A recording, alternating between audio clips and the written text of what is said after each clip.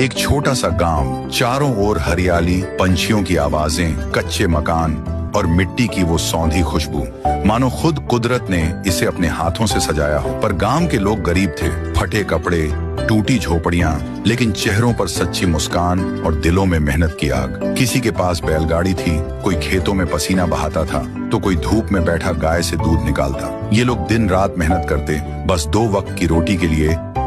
इसी गांव में था चिंटू, सीधा सादा मेहनती लड़का। आंखों में सपने थे, खुद को भी बड़ा बनाना और अपने गांव को भी रोशन करना। लेकिन चिंटू इतना गरीब था कि स्कूल भी नहीं जा पाता। उसके पास किताबों की जगह जिम्मेदारियों का बोझ था।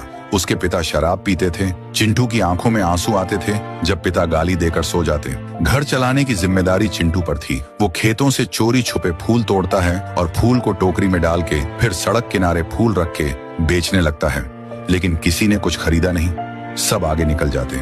चिंटू थक कर बैठ गया, आंखों में आंसू, दिल में हार। वो उदास मन से गांव के कच्चे रास्ते से घर लौट रहा था कि तभी सामने से एक बूढ़ी औरत गिरती हुई दिखी, जो कि बेवश गिर गई थी। चिंटू फौरन बूढ़ी औरत के पास गया और उसको पानी पिला के मदद की। बूढ़ी होश में आ गए और उसने चिंटू को बोली, बेटा तू नेक है, ये लो, ये है जादुई चक्की, पर याद रखना इस चक्की से तभी कुछ मिलेगा जब किसी चीज का नाम लेकर ये कोड बोलोगे, घूम जा मेरी किस्मत, चमक जा मेरा नसीब। चिंटू घर लाया, चक्की घुमाई और बोला, पैसे, घूम जा मेरी किस्मत, चमक जा मेरा नसीब। कुछ ही पलों में चक्की के चारों ओर सोना, पैसे, गहने भर गए। धीरे धीरे चिंटू अमीर हो गया, बंगला, गाड़ी, सब कुछ। लेकिन दिल वैसा ही रहा। उसने गांव को भी बदला, स्कूल बनवाया, सबकी मदद की। पर एक आदमी उसकी तरक्की से जल गया।